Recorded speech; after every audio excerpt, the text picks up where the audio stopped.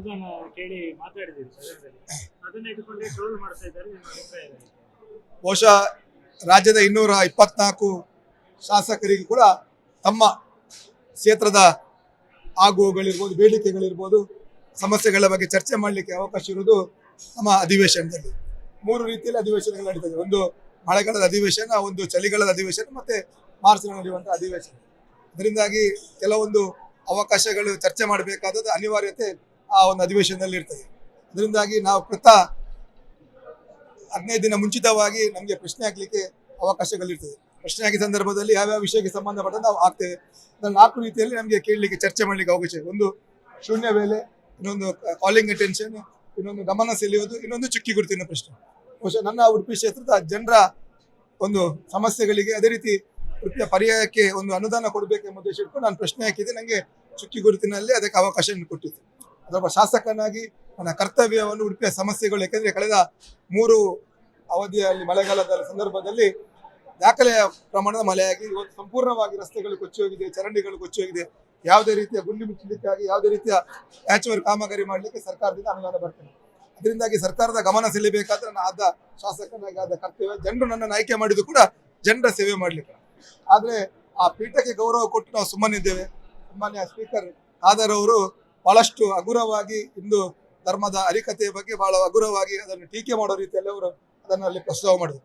ಕೇವಲ ನಾನೊಬ್ಬ ಶಾಸಕನಾಗಿ ತಾವು ನೋಡಿರ್ಬೋದು, ವಿಧಾನಸೌಧದ ಈ ಚರ್ಚೆಗಳಲ್ಲಿ ಕೇವಲ ಒಂದು ಅರ್ಥಪೂರ್ಣವಾಗಿ ನಾವು ಚರ್ಚೆ ಮಾಡ್ತೇವೆ ಬಿಟ್ಟರೆ ಬೇರೆ ಯಾವುದೇ ರೀತಿಯ ದಾರಿ ತಪ್ಪುವಂತ ಪ್ರಯತ್ನಗಳು ಮಾಡುದಿಲ್ಲ.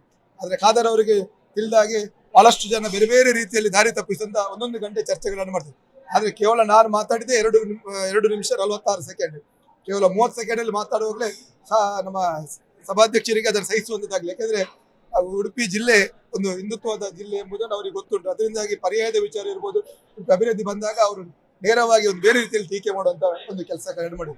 ಇವತ್ತೊಬ್ಬ ಶಾಸಕನಾಗಿ ಆ ಪೀಠಕ್ಕೆ ಗೌರವ ಕೊಡ್ತೀನಿ. ಆ ಗೌರವವನ್ನು ಉಳಿಸುವಂಥ ಕೆಲಸ ಸನ್ಮಾನ್ಯ ಅಧ್ಯಕ್ಷರು ಮಾಡಬೇಕಾಗಿದೆ. ಯಾಕೆಂತ ಹೇಳಿದ್ರೆ ಅವರ ಶಾಸಕರಾಗಿ ಬೇರೆ ವೇದಿಕೆಯಲ್ಲಿ ಅದಕ್ಕೆ ಯಾವ್ದಾದ್ರು ಟೀಕೆ ಮಾಡಿದಾಗ ಖಂಡಿತವಾಗಿ ಒಬ್ಬ ಶಾಸಕನಾಗಿ ಅವರ ಅಪ್ಪನ ಹೆಸರಲ್ಲಿ ಅವರು ಓಟ್ ಕೇಳಿ ಅವ್ರ ಶಾಸಕರಾದ. ನಾವು ಆ ರೀತಿ ಅಲ್ಲ, ನಾವು ತಲಾಮಟ್ಟದಲ್ಲಿ ಹಂತವಾಗಿ ಕಾರ್ಯಕರ್ತರಾಗಿ ಬೆಳೆದು ಇವತ್ತು ಶಾಸಕರಾದ. ಅದರಿಂದಾಗಿ ಖಾದರ್ ಅವರಿಗೆ ಈ ಒಂದು ಮಾಧ್ಯಮದ ಮೂಲಕ ನಾನು ಅವನಿಗೆ ಒಂದು ವಿಚಾರವನ್ನು ನೀಡಲಿಕ್ಕೆ ಬಯಸ್ತೇನೆ. ತಮ್ಮ ಪೀಠದ ಗೌರವವನ್ನು ಉಳಿಸುವಂತ ಕೆಲಸ ತಾವು ಮಾಡಬೇಕು. ಯಾಕೆಂದ್ರೆ ಈಗಾಗಲೇ ಕಾರ್ಯಕರ್ತರು ಬಹಳಷ್ಟು ಚರ್ಚೆಗಳನ್ನು ಮಾಡ್ತಿದ್ದಾರೆ. ನಿನ್ನೆ ದಿನ ಅವರು ಉಡುಪಿಯ ಪರ್ಯಾಯದ ಗುತ್ತಿಗೆ ಶ್ರೀಗಳ ಕಾರ್ಯಕ್ರಮ ಬರುವ ಸಂದರ್ಭದಲ್ಲಿ ಅವರಿಗೆ ಕಪ್ಪು ಬಾವುಟ ತೋರಿಸ್ಬೇಕು, ಅವರಿಗೆ ಧಿಕ್ಕರಾಗಬೇಕು ಎಂಬ ತಯಾರಿಗಳನ್ನಾಗಿತ್ತು. ಬಹಳಷ್ಟು ಜನ ನನ್ಗೆ ಹೇಳಿದ್ರು ಈ ರೀತಿಯಲ್ಲಿ ಅವರು ಈ ರೀತಿಯ ವರ್ತನೆ ಸರಿಯಲ್ಲ ಅಂತ.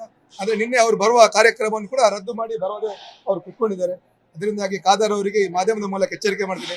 ಆ ಪೀಠಕ್ಕೆ ಕೊಡುವಂತ ಗೌರವವನ್ನು ಕೊಡ್ತೇವೆ. ಆ ಪೀಠಕ್ಕೆ ಇರುವಂತ ಗೌರವವನ್ನು ಉಳಿಸುವಂತ ಕೆಲಸ ನಾವು ಮಾಡಬೇಕಾಗಿದೆ. ಯಾಕೆಂದ್ರೆ ಚಳಿಗಾಲದ ಅಧಿವೇಶನದಲ್ಲಿ ಯಾರಿಗೆ ಚಳಿ ಬಿಡಿಸಬೇಕೆಂಬುದು ಕೂಡ ನಮಗೆ ಗೊತ್ತುಂಟು.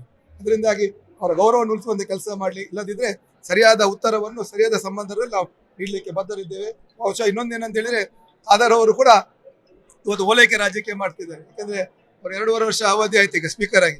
ಅವರು ಮುಂದಿನ ಸರ್ಕಾರ, ಮುಂದಿನ ಮುಖ್ಯಮಂತ್ರಿ ಬದಲಾದಾಗ ಸಚಿವರಾಗುವ ಒಂದು ಆಸೆ ಇಟ್ಕೊಂಡಿದ್ದಾರೆ. ಅದರಿಂದಾಗಿ ಹಿಂದುತ್ವದ ವಿಚಾರದಲ್ಲಿರುವಂತಹ ಶಾಸಕರ ಬಗ್ಗೆ ಟೀಕೆ ಮಾಡಿದ್ರೆ ಅವರ ಹೈಕಮಾಂಡ್ ಅದಕ್ಕೆ ಸ್ವಲ್ಪ ಬೆನ್ನೆತ್ತಿರುವಂತ ಕೆಲಸ ಮಾಡಬಹುದು ಎಂಬ ಒಂದು ನಾಟಕವನ್ನು ಕೂಡ ಮಾಡಲಿಕ್ಕೆ ಸಾಧ್ಯ ಉಂಟು. ಅದರಿಂದಾಗಿ ಖಾದರ್ ಅವರಿಗೆ ಉಡುಪಿಯ ಜನರ ಮೂಲಕ ಅವರು ಉಡುಪಿಯ ಜನರಿಗೆ ಕ್ಷಮೆ ಯಾಚನೆ ಮಾಡಬೇಕು. ಪರ್ಯಾಯದಂತ ಕಾರ್ಯಕ್ರಮ ಇತಿಹಾಸ ಪ್ರಸಿದ್ಧ ಕಾರ್ಯಕ್ರಮ. ಪರ್ಯಾಯದ ಸಂದರ್ಭದ ವಿಚಾರ ಬಂದಾಗ ಕೂಡ ಅವರು ಈ ರೀತಿ ಟೀಕೆ ಮಾಡೋದು ಸರಿಯಲ್ಲ ಅಂತ ನಾನು ಹೇಳಲಿಕ್ಕೆ ಬಯಸ್ತೇನೆ. ಅವರು ಅದನ್ನು ತಿದ್ದುಕೊಳ್ಳದಿದ್ರೆ ಮುಂದಿನ ದಿನದಲ್ಲಿ ಸರಿಯಾದ ಅದಕ್ಕೆ ಉತ್ತರ, ಅದರ ಪರಿಣಾಮವನ್ನು ಅವರು ಎದುರಿಸಬೇಕಾಗ್ತದೆ.